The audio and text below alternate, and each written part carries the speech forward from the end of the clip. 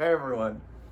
So as you know, or you may not know, I'm in the process of trying to learn French, and side note, I want to, when I'm speaking, speak in a way that people will understand me in English, if they're trying to learn English, because uh, this could be an exercise for them. So I'm going to try to be deliberate with my words and speak not slowly, but hopefully in a way that people can not feel overwhelmed. Okay, now, I've been studying French for about 3 or 4 months now, using Duolingo. I love Duolingo. Some people hate on it, but I love it. I think it's great.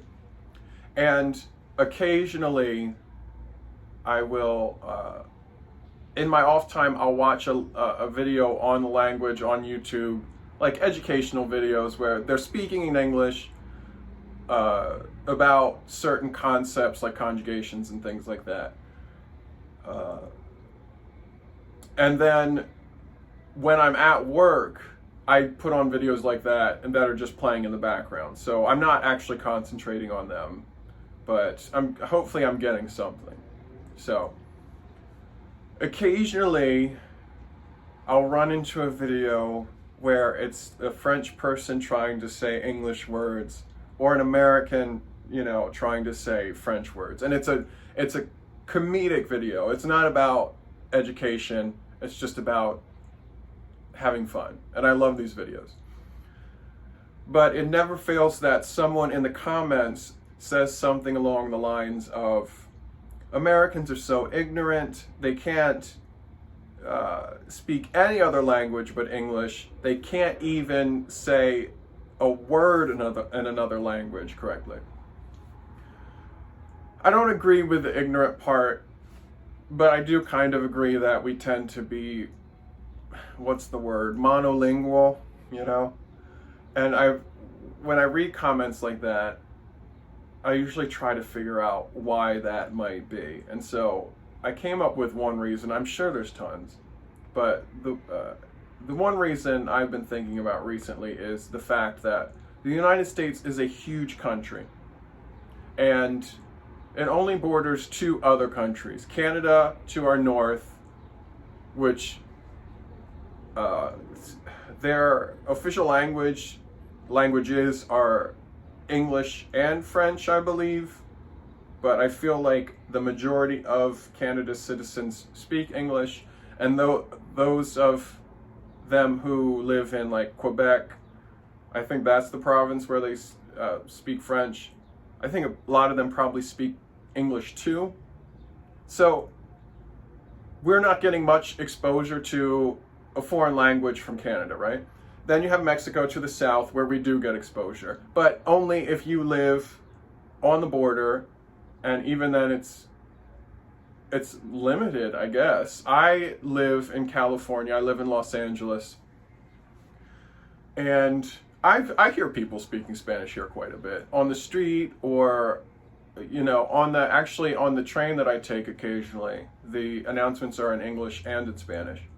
So, and then all of the paperwork you get from the city of LA, or LA County, is in several different languages. One of them is being Spanish.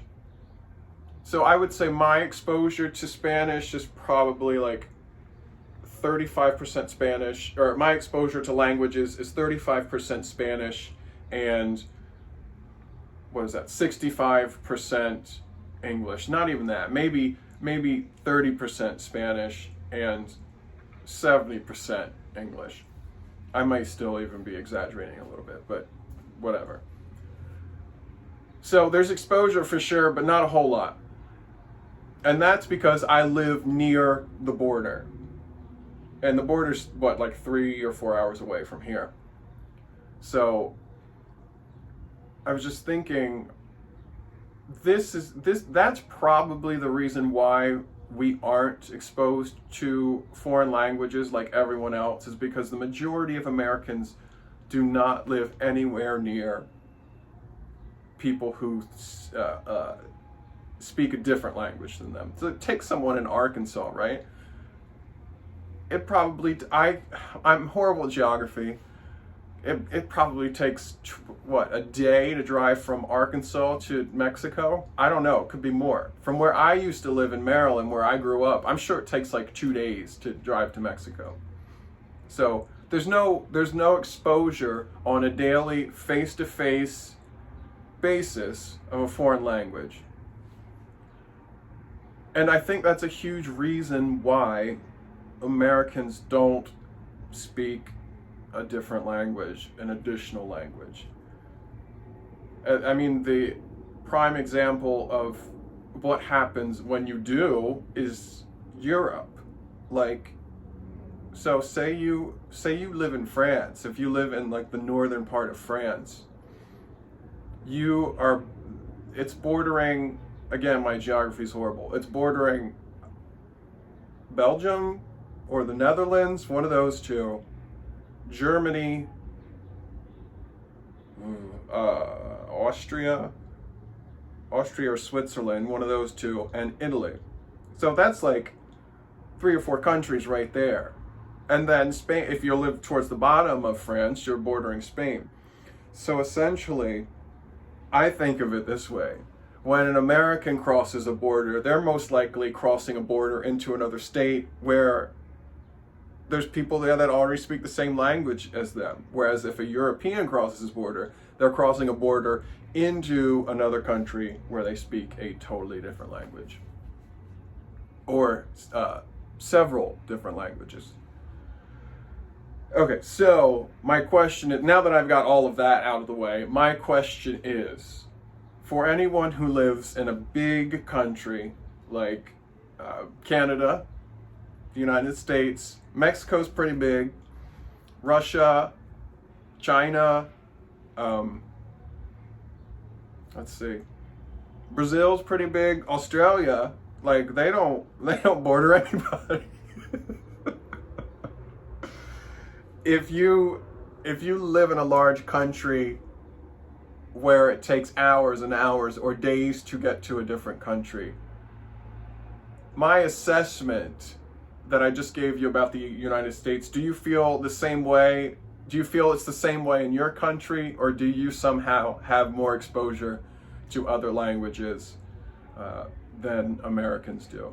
Because I was just thinking, I was like, take the average Russian who lives in the middle of Russia, which is like Siberia, I think. I don't know. Again, my geography is horrible. If you take the average Russian and put them in one of these videos where this Russian was trying to say these French words, I'm pretty sure they would have the same difficulty of saying a French word as an English person. Maybe not, I don't know, but it feels like it kind of makes sense to me. But again, I want your opinion. How do you feel if you live in a big country? How do you feel about my assessment? Do you think it's true? Is it not true? And if it's not, or if it is, let me know why. Okay, cool. Thank you for listening. I appreciate it. And I will talk to you guys again sometime soon. Bye.